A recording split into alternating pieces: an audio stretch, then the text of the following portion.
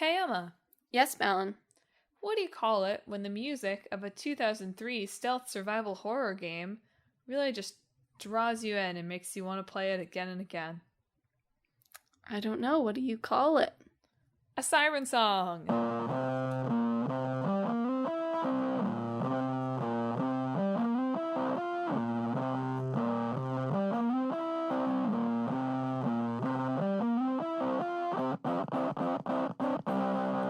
Hello and welcome to Talk This. It's dangerous to podcast alone. I'm your Power of the Moon host, Madelyn. I'm your don't drink the red water host, Emma. That's also good advice. And thanks for tuning in to this week's show. This week we've got the very alliterative Siren and Sea of Stars. Too bad we couldn't have done this for the Hollow Weekend episode. True. Too bad. Siren would have been a good fit. The spooky games came with the spooky season. You know, they unearthed from the hat. You're right. They were ushered in. Yeah. The hat giveth seasonally, just a couple weeks late, which of course is sort of like the Talk This thing. Exactly. I didn't do spooky games or anything for my side quest, so this is spooky games. Spooky game. Sea of Stars is not really spooky. Could be. Nor is it about space, No. despite the title. Last main episode I was like, space games, space. And Must Sea of be Stars about space. is not about space, it's about the sea. Whatever. Anyway, we'll get to that. Let's kick things off with spooky Siren. Also known as Forbidden Siren in the PAL True. region. True. If you're in Europe, you're like, Siren? What are you talking about?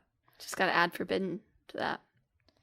Anyway, Siren, as I said in the joke, was released in 2003 in Japan, 2004 elsewhere.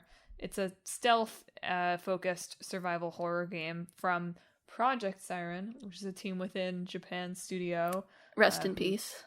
Rest in peace. Team formerly within. Who made Ape Escape, who made Gravity Rush, who made Astro's Playroom. And Siren apparently appears in Astro's Playroom, which is definitely probably one of the ones I could not identify. Yeah. The specific team is led by Keiichiro Toyama, who made its sequels, and then Gravity Rush and its sequels, and now is working on Slitterhead at his own studio, Bokeh. Also, one of the original writers and original director of Silent Hill. Yes, the first Silent Hill. Which is kind of relevant here. There was a good quote from him, by the way. A couple good quotes from him. I don't remember what article this was from. I'm sorry, I should have taken this note. But he says, I've worked on horror games for so long, so I accumulate a lot of ideas that would be good in a horror game. So I would like to make another horror game.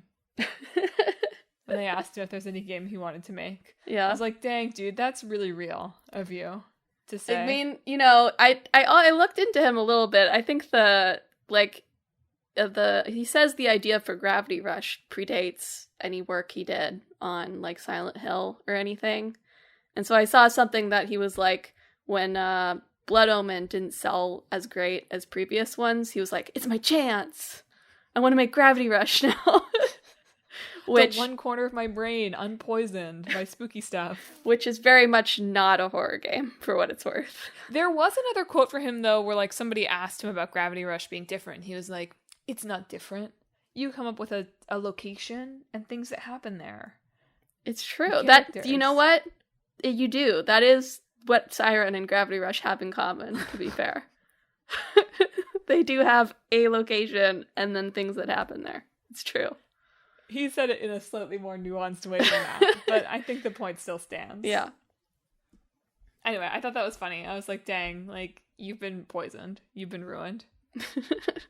You can't think of anything but scary stuff. And Siren is scary. Yeah. So in Siren, you're in the town of Hanuda, which is a rural Japanese village. And there's been like an earthquake, or maybe not. Like a thing that you thought was an earthquake, or that people thought was an earthquake, but now there are zombies. But because this is a zombie video game, they cannot be called zombies, right? We can't call them that. They're a little bit different from zombies, to be fair.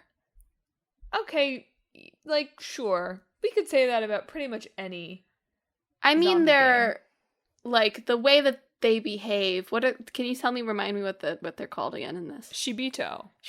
The way Shibito behave in the game, it feels distinctly different from how you'd be like, oh, zombie, right? So, I don't begrudge them calling them not zombies in this. I don't begrudge anyone that, because it's a genre requirement. Of course. But it did make that little heart of my brain a little tickled. I was like, oh good, another one of the not zombie names that we must have. It's true that they are a little bit more intelligent and conscious than sometimes zombies are portrayed as, but I think still in the zone. Anyway, Shibito is just like literally like corpse people is what you would translate it to. So, hence zombie. Mm-hmm. Anyway, in this game, you play as like a lot of different characters in little episodes that you do not necessarily play linearly. And throughout that, you kind of figure out what's going on in Hanuta, and hopefully somebody at the end escapes. Yeah. So, yeah, the way I understand it works is for the first, like, chunk of stages, you're sort of led, like, the game, like, you go through, like, a period of time, and then you loop back to the start, and go back through a period of time, and loop back to the start. And then after you get to a certain point, you unlock, like, a selection screen where you can then pick whatever event you wish to be playing, in whatever order you would so like between, like, I think there's like 10 in the first Siren. 10 characters. 10 different playable characters, and the different like time periods that they're moving through the village. And so sometimes to unlock like a new event or like a sub-objective in a previous event for one character, you have to go through someone else's character. So it's a lot of like trial and erroring through like how do we continue to move through the story, which involves a lot of jumping around in time and jumping around in perspective. And it's definitely a game that is of the guides era.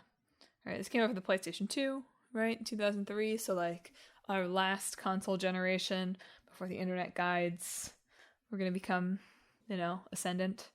And very much a game where it's like I watched a little bit of somebody's Let's Play of it who had played the game before, and he was like, in this level, like, I've got to pick up this key.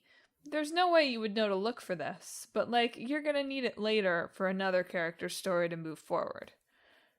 So, if you come out of this and you're like, man, Siren sounds cool, I want to learn more about it. I watched Eurothug on YouTube recently put out like an hour-long video on the first Siren.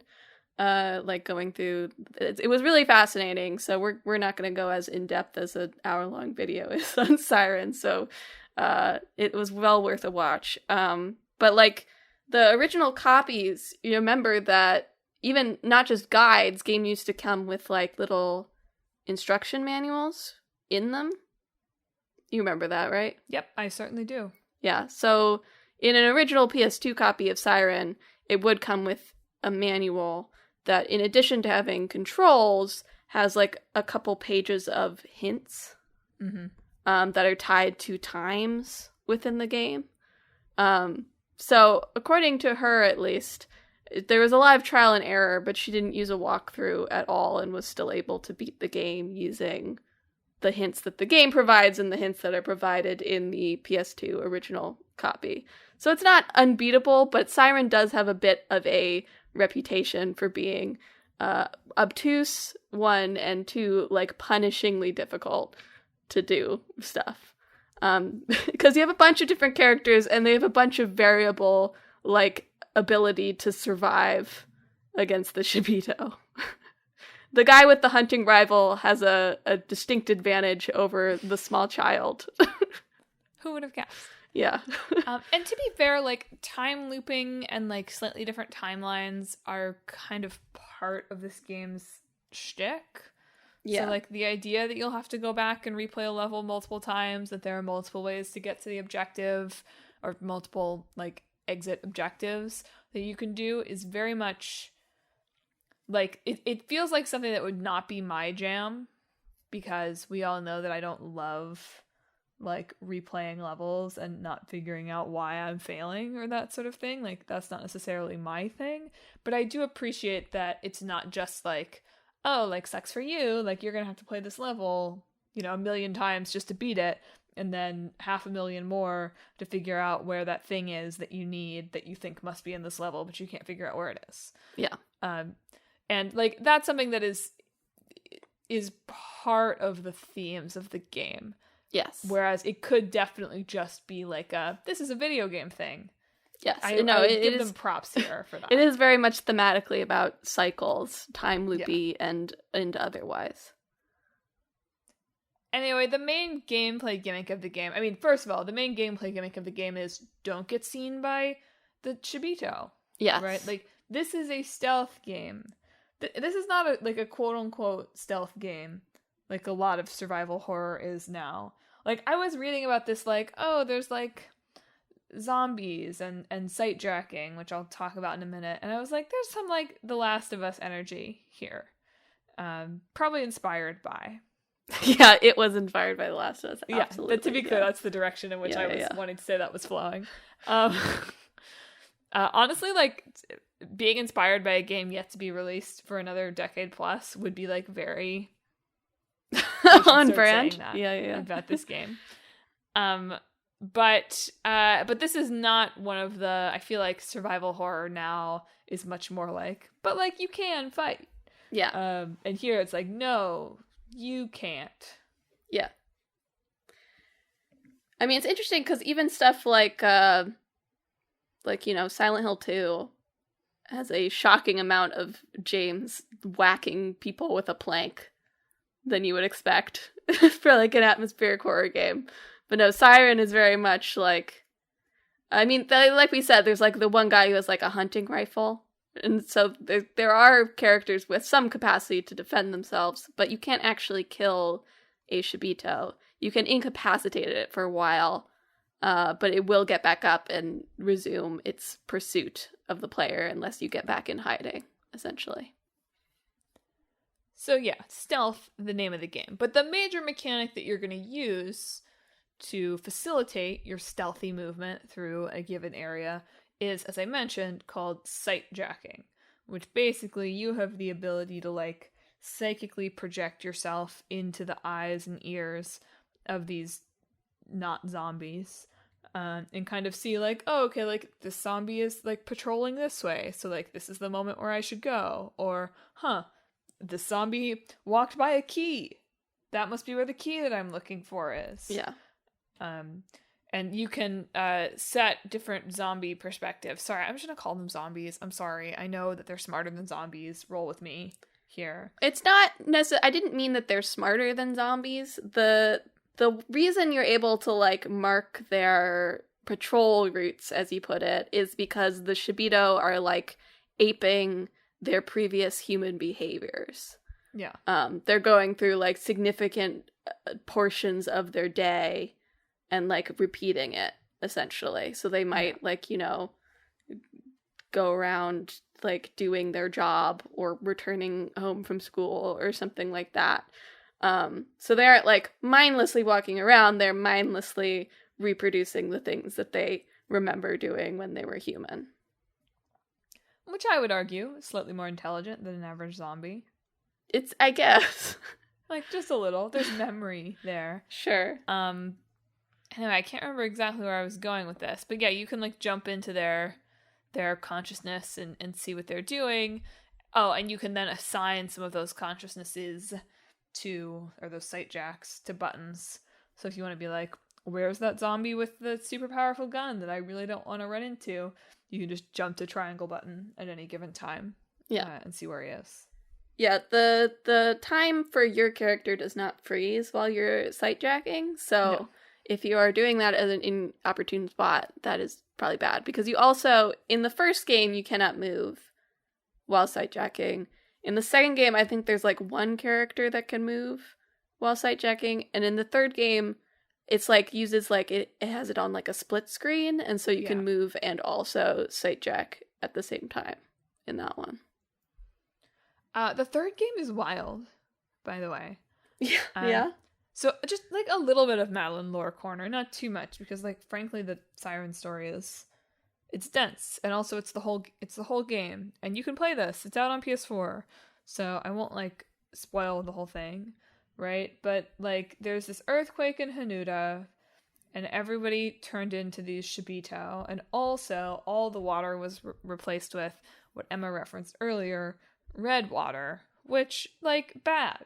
Yes. Right? We all know, like, the Egyptian plagues, right? Like, sure. Red water, bad. Bad. Gotta part it. Ultimately, like, Hanuta is a very specifically religious town. And you'll discover that some of what caused the disaster is a sacrifice to their god, Datatsushi, which went wrong. Yes. Basically. Yeah. And that's where, like, this whole thing is, like, the god enacting revenge and trying to get these people to, like, follow and work to summon the god in the flesh, basically. So very freaky little game. Game 2 is, like, pretty separate, right? It involves a bunch of people, I mean, sort of separate. One of the characters from Game 1 eventually shows up in Game 2. Confusingly. A bunch of people in Game 2 get trapped on a Japanese island in the 70s, but also in 2005. And there's, like, zombies here, too, but also more powerful ones. Like, okay, same idea, different place. Right? Yeah. Then 3 is such an insane... It's like Final Fantasy VII Remake. Yeah. Before that. But in a scary way. It's not called 3 to cut down on the confusion, but the third, it's called Siren Blood Omen, and it is like it's a reimagining. Blood Curse. Oh, I'm sorry. Siren Blood Curse. And it's meant to be a reimagining of the first game, so it takes place in the same village, but the characters that you play are pretty remarkably different, and the plot is pretty remarkably different just from skimming through a summary. You can tell. Basically, it's like an American TV. It's like the same sort of thing happened, but now there's like an American TV crew who's there in 2007 being like, what's going on? Yeah. Which is just like, what an unhinged thing to do with something that you sort of called a remake. It's fun. No, it is. I mean, they only released it 5 years after the first one, so like... And some of that was clearly a response to the first Siren got good reviews, and everyone was like, the story is great, the controls suck. And so I think some of that remake impulse has to be like, they kind of figured out the control system a little better in 2, and they wanted to do a better job. But I loved the director. This was a really wild way to talk about this, and like a very evocative way to talk about it, to be honest. The director said that Blood Curse was like, okay, like imagine a world in which the events of Siren Game 1 were like it actually happened, right? And he said Blood Curse is like if somebody made a movie based on the true story of that real event. I see. That's fun. Like, what a wild way to think about a video game remake. That's you crazy, you did it, you crazy bastard. Like, wow. Speaking of like film stuff, the way that they did the models for Siren was so fascinating. So essentially what Siren does is the characters are 3D models, but they have actors for each one of the characters that they essentially like photographed from like 8 different angles, making various different expressions. Like in their costumes and with their makeup on and everything. And then they take those like photos, videos of the actors making expressions, and they're sort of projecting those onto the 3D model, which like occasionally it doesn't work, but like in the footage I saw, when it works, it is so scarily realistic. Yeah, like, they look good. For 2003, they look good with just a hint of like, oh, this isn't right. Yeah, well, I think it actually helps. Like, I think a lot of PS2 games that were sort of going for realism, especially in the horror space, are actually helped by like lower resolution, because it blurs out like the imperfections that you would probably be able to see when it's like upscaled or whatever, in modern releases. And so like you have like these very realistic faces projected on these very realistic models and like a sort of fuzziness around it, and it really makes it look real but also a little bit wrong at the same time. They also, for all the sort of items you find, they took like real photographs of things that they made or found, and put it in. So in the Eurothug video I watched, there was a comment from the producer of it that was like, somebody would come up to me and be like, I went to the fish market and bought a fish so I could make like a totem. Can you stamp this receipt for like 180 yen? And the producer would stamp it, being like, what the hell is this? What the hell am I doing? Yeah. I mean, I'll also note that the director in this same interview where he was like, I can only come up with horror game ideas, was also like, these games only work if they're like B grade, you know? Mm-hmm. Like that it's only getting harder and harder to make these as, and we talked about this, I think, in our horror games podcast, of that as technology is advancing, you know, we're having this kind of like harkening back to these PS1 era, this is PS2, but like these PS1 era horror games, because that rough around the edges, blurry uncanniness is something that actually contributes more to the horror than super realistic graphics would. Or similarly, the like really difficult learning curve of this game, which like probably would be hard to get people to tolerate in a 2023 release. Yeah. Like also like kind of like really ups the survival horror stakes. Absolutely. I also want to add about the third game that you had to download it as 12 separate episodes from PSN. Were they released at the same time? Or Yes. why did that happen? I don't know. Drunk with the power of the PlayStation Network, I I think. guess so, yeah. Because I saw a couple of reviews that were like, the game's really good, but like this is a absolutely bizarre way to expect me to purchase the game. Yeah, I don't think there was a physical release of Blood Omen, at least over here. I think it was just a PSN game, if I remember correctly.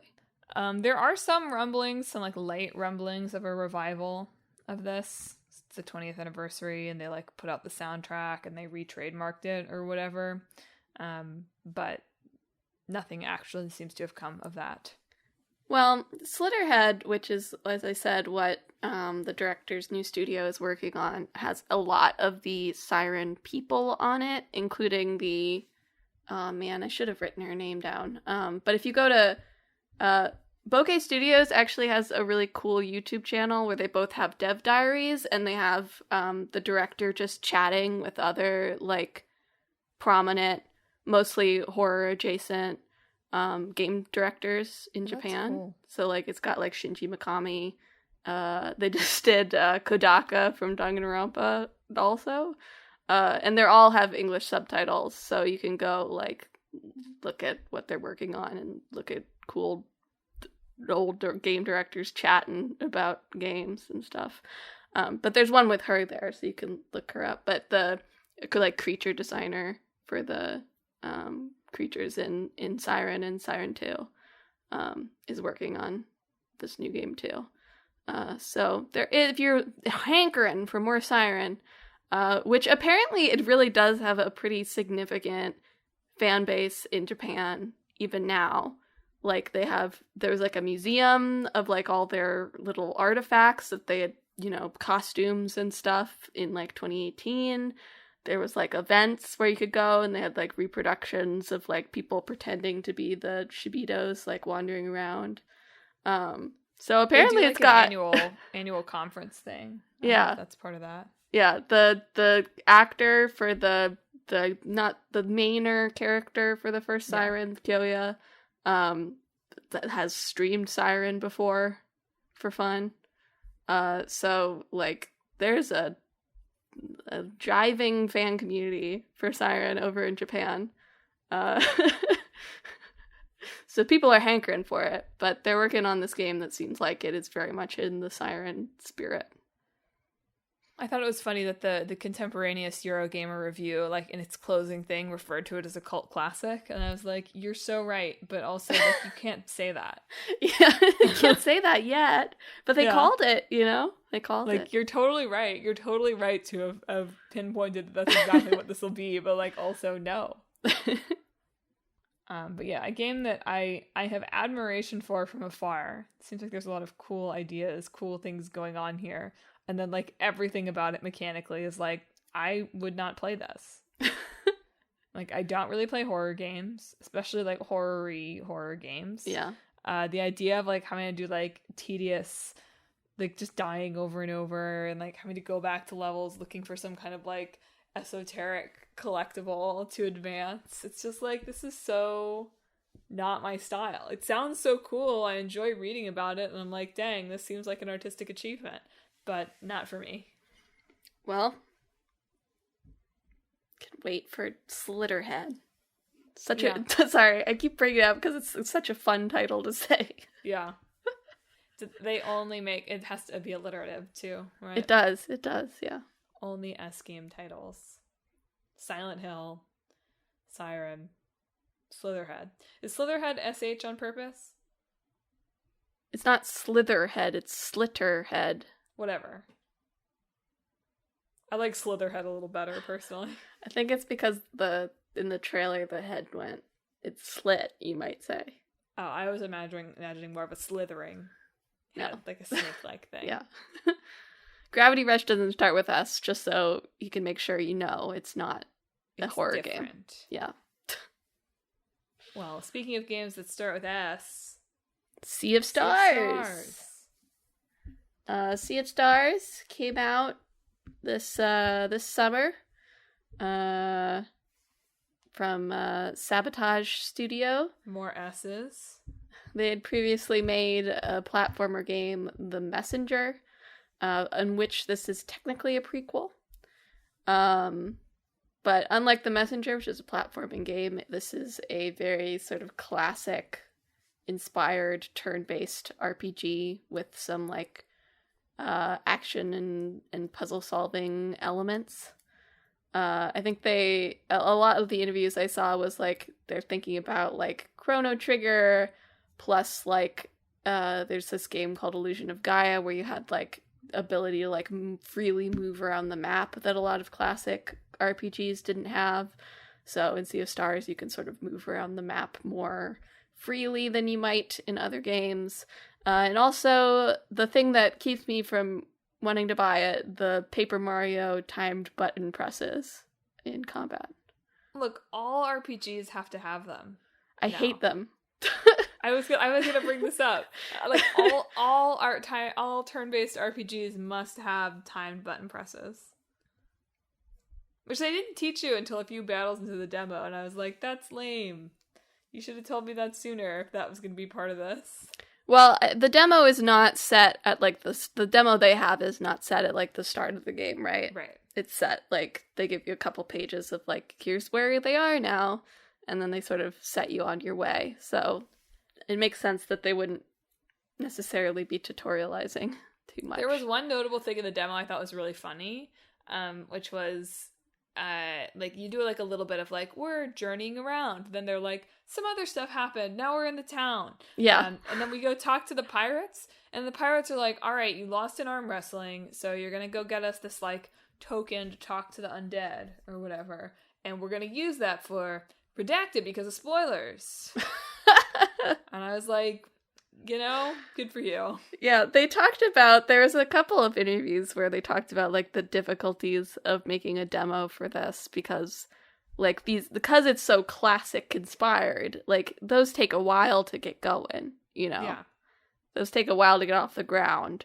And so if you're trying to entice someone, They're like, we don't want to start you off with like the basics of combat. We want to give you some stuff to like try out and explore and see like what you'll be doing in the game.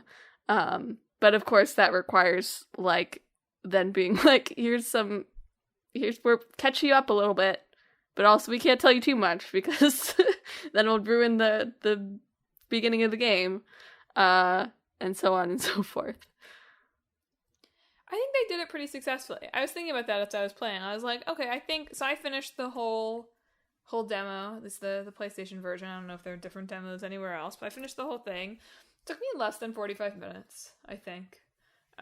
Maybe closer to half an hour. I don't know, I'd have to check. Somewhere between 30 minutes to 45 minutes.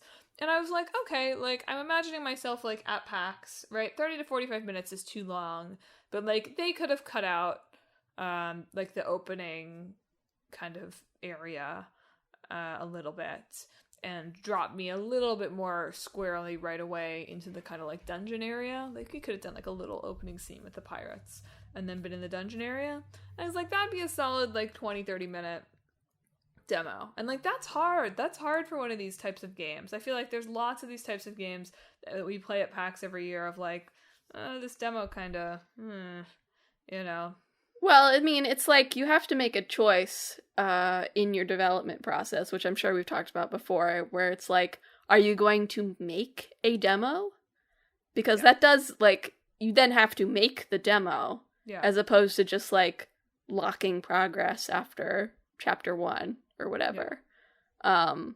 Which is definitely a chunk of work that you have to do.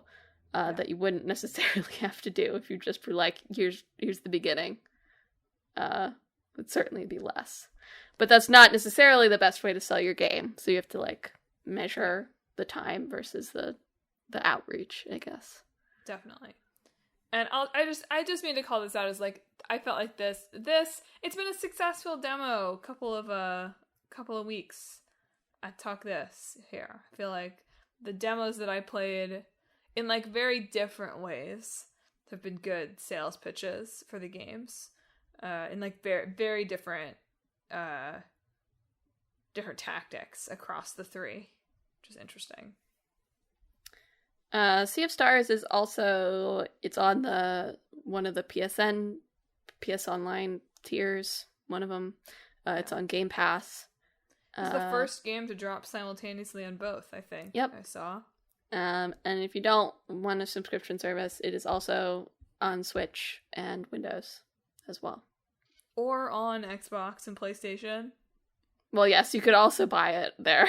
You don't have to have Game Pass to get it, you're right. Just to be clear. Okay, give us, we've talked around the game. Give us Madelyn's lore corner. Okay, Madelyn didn't jump too much into the lore because I enjoyed the demo and I was like, maybe I'll play this. Okay. Fair enough. But the general lore, right? I was like, okay, like, let's not spoil this for myself.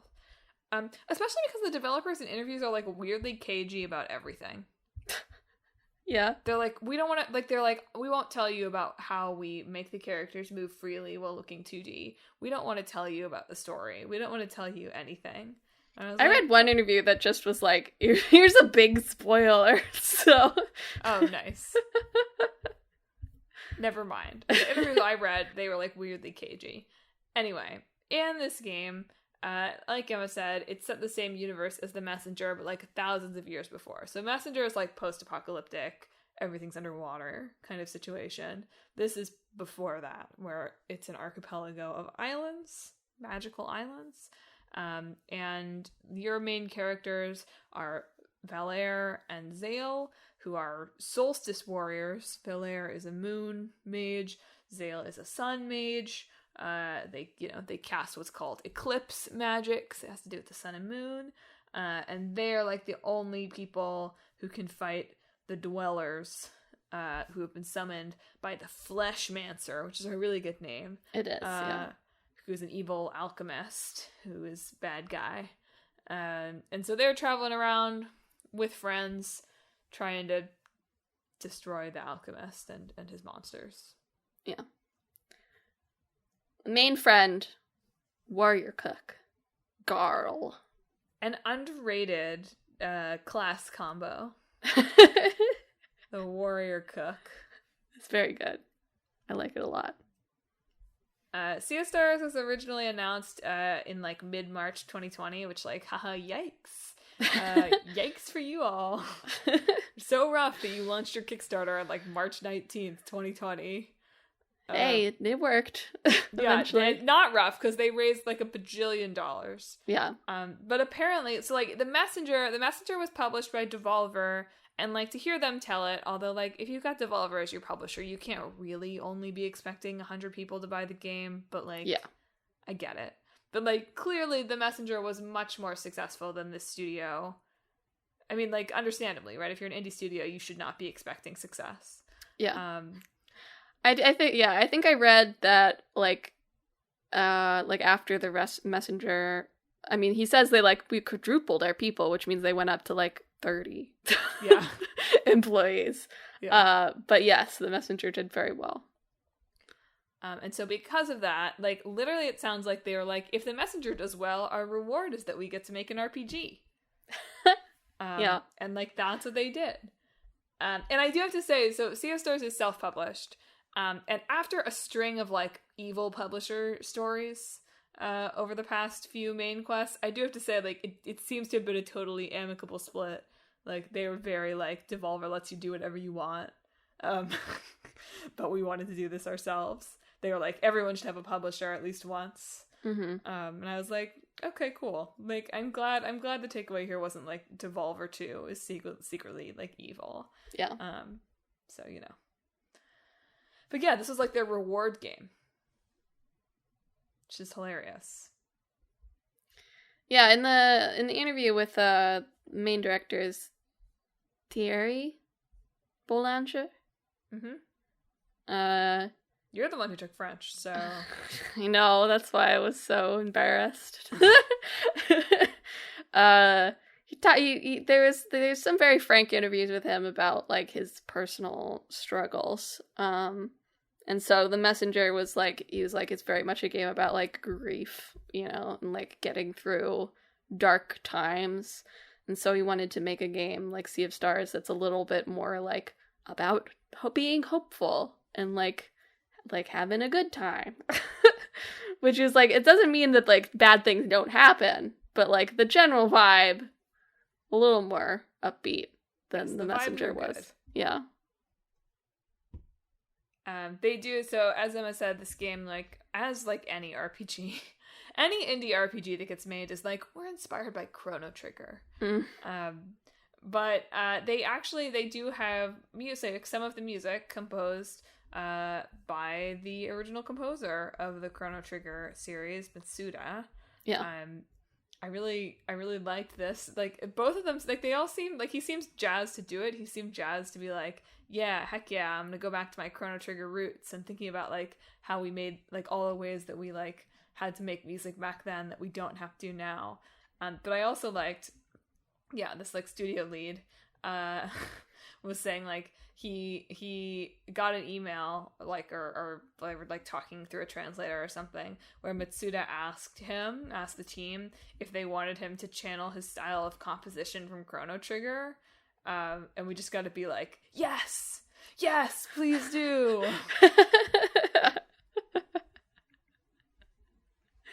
Yeah, I think he just did a couple of songs on this. Still cool though. He is there. There was one, I think that he did like one character's theme, which I saw in the interview was like that he read the script and he was like, that's my favorite character. And so they're like, okay, you can do that song you can do that one. if you want. After talking about similarly titled game Star Ocean 2 weeks ago, I'll note here that in Star Ocean, like your protagonist choice like does matter a lot, right? Here, your protagonist choice does not matter. You can choose to kind of lead play as either Valere or Zale. It doesn't matter. You can switch at any time. And this game is very clear. It doesn't matter. Which I appreciated. The designer has also apparently, I've read a bunch of articles that, like, he's been thinking about this world since elementary school. Yeah, probably. I mean, probably. Like, sure. Like, dope. Cool. That's he wild, played Chrono man. Trigger and then was like, "That's cool." Since elementary school. I didn't think of it that way. You're so right. I mean, you played Chrono Trigger as a kid, and you're like, "Oh, I could do that," Yeah. or whatever equivalent it was for you as a kid, of course.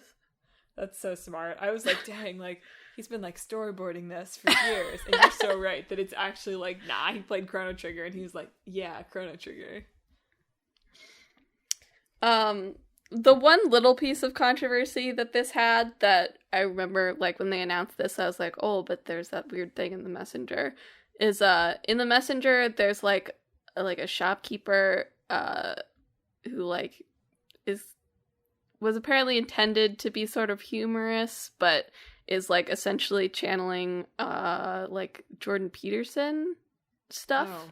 Mm-hmm. Which they asked in the lead up to Sea of Scars in, like, their Discord, they did come back to this and address it and say, like in 2003, he had read some of Jordan Peterson's stuff, like his self-help books, when he was going through, like, very difficult things. Yeah. And they had added this sort of sarcastically to the Messenger in 2018. But of course, about when it came out is about when Jordan Peterson, like, went full on crazy man, awful man. And so they've said, like, if we were going to go back and rewrite it, we'd probably make it harsher, for one thing. Yeah. But they made it clear, like, no, we are not pro Jordan Peterson. Yeah.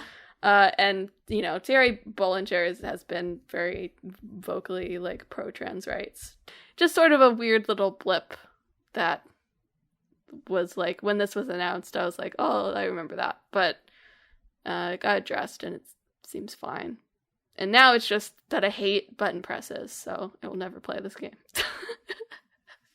They seemed like you could maybe, like, get away with not doing them, given that I got away with not doing them for a little while. I just have, like, war flashbacks to Indivisible. Oh, yeah. The last boss. Yeah. Where you have to, like, perfectly time every, like, timed hit and block. And I did it for hours. And I'm just not made for that. I'm just not a person who can hit the button in the correct time. The thing that might get me is that weirdly, like, so many of the reviews are like, the grammar's kind of bad. Yeah, so I think this is just sort of something that is emblematic of, and they're doing it in English.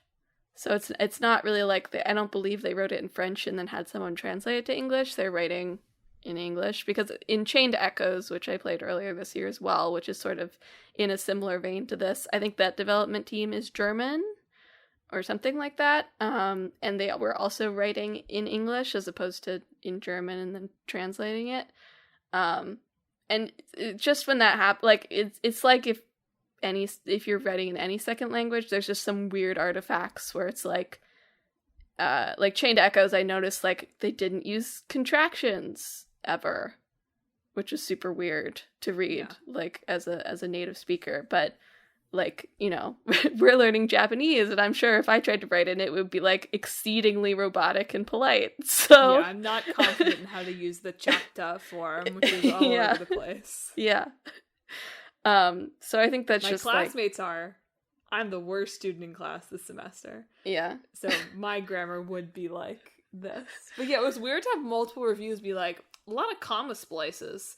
I was like, what a weird thing to include in your video game review. When there's so much text, Yeah, that's fair. I don't think this has voice acting either, which can sometimes hide any, like, translation issues or whatever. Yeah, my advice to indies is just, like, to any indie, no matter what language you're in, is just hire an editor. How about you just have a friend me? read through it and be like, hey, I could do do this. this. I do this for Clickbait Boyfriend, literally everything he writes. Clickbait Boyfriend, I've trained Clickbait Boyfriend so well. He used to not, his comma usage used to be so bad in his papers. And I finally got him using commas where he should. So just hire me. I have affordable rates. Yeah. No, that's my advice. Boyfriend, the rate is you have to love me forever, but your rate will be different. Yeah. But that is my genuine advice to anybody making, especially on the indie space, making a game, is like, just get a friend to read through it all at once. You know? I don't know. Just to double check it. One other thing I want to mention about this game that, like, I know is a thing, but every once in a while it just strikes my brain as like, that's a weird thing. Is so many of the reviews, the like big headline is like, this feels like a lost classic of the Super Nintendo era. And isn't that so interesting? Isn't that so interesting that that's like the highest praise that we can bestow on something? Is it like, this feels like it really did come out in like the 90s and it would have been a hit. I mean, that is sort of what the developer aim of this is. I mean, in the interviews, it's talking about, like, he talked about, like, the inspirations and being, like, it's less about, like, the material things and more about, like, the feeling of experiencing it at the time. Right. And so wanting to recapture that feeling of experiencing this type of RPG, which I think is probably what is meant by those headlines. Like, they're playing it and they're like, oh, back to my childhood of times. No, absolutely. And, like, I totally understand it. And, like, we did the whole podcast on retro game aesthetics. It's just every once in a while I, like, read that and I'm like, that's weird. Like, that's weird. There are a couple of reviews for it that are, like, it's fun, but it's, like, more derivative of inspirations than its own thing. Mm-hmm. So that can backfire on you a little bit, too, I think. Yeah. I'm just trying to imagine... I don't know, like, you wouldn't be like, yes, like, this movie that came out feels like it came out in the 90s, and that's, like, a good thing. You could. I mean, a little, but, like, it's just interesting. It's interesting to me. Like, that wouldn't be the headline. It wouldn't be like, this feels like a lost John Hughes movie.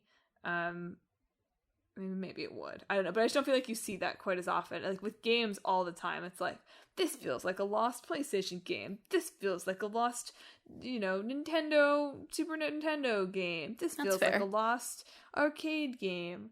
And it's so interesting how that's become, like, such a sort of shorthand selling point in the review space. Because I feel like even, like, more so than in any other, like, no one is like, this feels like a lost Shakespeare play. Nobody's writing like that. Maybe they should. Maybe they should. You're right. Maybe Iambic Pentameter should come back just the way that PS1 graphics. I think I'm onto something here. I'll take that pitch back to the American theater. I think you should. It's time. I'll take that pitch to theater heads worldwide. There we go. I don't know enough to do it, so. You just have to do the ba-dum, ba-dum, ba-dum, ba-dum, ba-dum. Ba-dum, ba-dum, ba-dum. All right, is it time to mash? It's time to mash. The monster mash? It's not. Yeah, they're definitely monsters. Definitely monsters. Definitely multiple protagonist characters. Could you make a stealth game that is like pixel art? Would that work? I don't know. This is more of a thought exercise than anything. That'd be kind of sick, though. Like, if that could work, it'd be kind of sick. I don't think it would be able to be scary, though. That may just show the limits of my tiny brain, right? I'm sure somebody could make a survival horror pixel art stealth game. Well, okay. Like, it's not this. Oh, shoot. Like you could make a game like Carrion, but, like, a little less, like, you have to kill everybody and a little more, like, you gotta sneak. I see, yeah. Go back and listen to our episode on Carrion, which I think was early 2022, if you want more context for that. Yeah. You're a worm. Yeah, so making something that's like the games where, like, there's, like, a big thing stalking you, but it's, like, pixel art. And maybe you can also, like, change your perspective to see what the thing is doing. We've just taken the pixel art from Sea of Stars, which isn't even really pixel art exactly, but you know, free moving. Well, you could like do a little bit more free moving ish. Sure. I mean, I feel like to be a stealth game, you would have to have something like that, right? Yeah. And something about the moon and the sun. It's definitely something about the moon and the sun. That could be something with, like, about the monster, I guess. Like, part of it could be like a day-night. Like, your character could have the ability to change the time of day, right? Like, time advancing and time cycles are a big part of Siren, right? So maybe your character has the ability to change the time of day. It's a little like Oracle of Ages, Oracle of Seasons, but whatever, bear with me.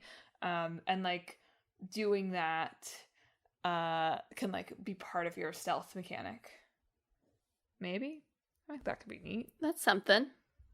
And then we'd be able to have like different pretty pixel art. I like that. There's something there. There is something there. How would it work? And I don't think that there's like that much, like, I don't really feel like you can make a very like scary turn-based RPG. I feel like you could get something there. I mean, you could have like there's something scary about like turns running out and like the thing is getting closer. I guess that's true. I see what you're getting at.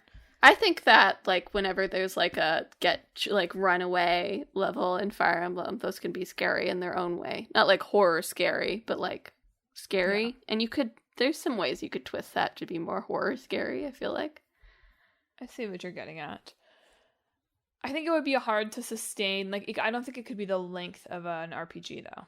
Yeah. I think that would be hard to sustain for anything close to even, like, Sea of Stars is not a long RPG either, but I think even for that kind of like, oh, it's 15 to 20 hours length, you could not sustain that. Yes, I agree. Definitely have to be a shorter experience. I think we've got some solid ideas. We've got some ideas. As always. Well, listeners, any better mashup ideas from you? Do you think that a pixel art stealth sort of horror game with time-changing elements and perspective-shifting elements could work for you? Do you think that game's got potential, or are you more into the, like, it's a short RPG horror experience, turn-based RPG horror experience, the countdown clock? Did you play Siren? Do you think that horror games can only work now if they emulate the PS2 or older, or could there be a successful realistic horror game?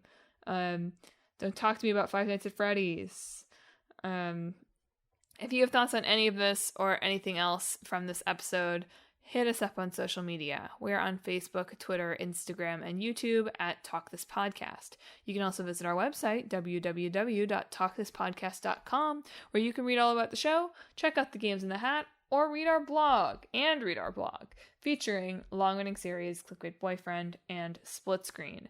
But first and foremost, if you enjoy the show, you gotta subscribe. We're on Apple Podcasts, Google Podcasts, TuneIn, Spotify, Pandora Podcast, online and on the app, Overcast, Pocket Casts, anywhere that you can find podcasts. Subscribe to Talk This. All right, 2 weeks. It's the Thanksgiving Black Friday episode of Talk This. Thankful Sunday, Turkey Sunday. What are we going to be talking about? For our old game, we're going to be talking about Postal. Cool. And for our new game, we're going to be talking about Salt Sea Chronicles. Nice. The unfortunate truth of the matter is that there's no way I will play either of these games. You never know. Maybe if they're on Mac. I don't know. Maybe they're on Mac. But because I will be separated from my computer, or not my computer, all of my game systems. Maybe I can play one for you. Yeah, maybe. We'll see. I'm just preparing myself for a bye week here already. Next week, oh my god, where are we in the cycle? Help. Next week, it's your side quest. It's my side quest. Guess what, listeners? I can tell you what it's going to be. Wow, you decided so early, Mal. I've decided in advance. It's going to be about health items in games. Well, yeah. It's cold and flu season, as no doubt I will joke about on the podcast. And so we gotta talk about health items. Yeah, I've got this, this feeling, it's gonna be a good one. I don't know how I know that. Future coming back to me to let me know. I don't know about you, but I'm enjoying my time in Germany right now. Yes, that is where we are. Well, listeners, it's always great to talk to you on Sunday at noon, or at this point, Sunday at 1-ish. But thanks for listening. Emma, you got a good sign-off, spooky sign-off, or a turn-based sign-off? This week, I hope that your constant cycling through your usual routine is good.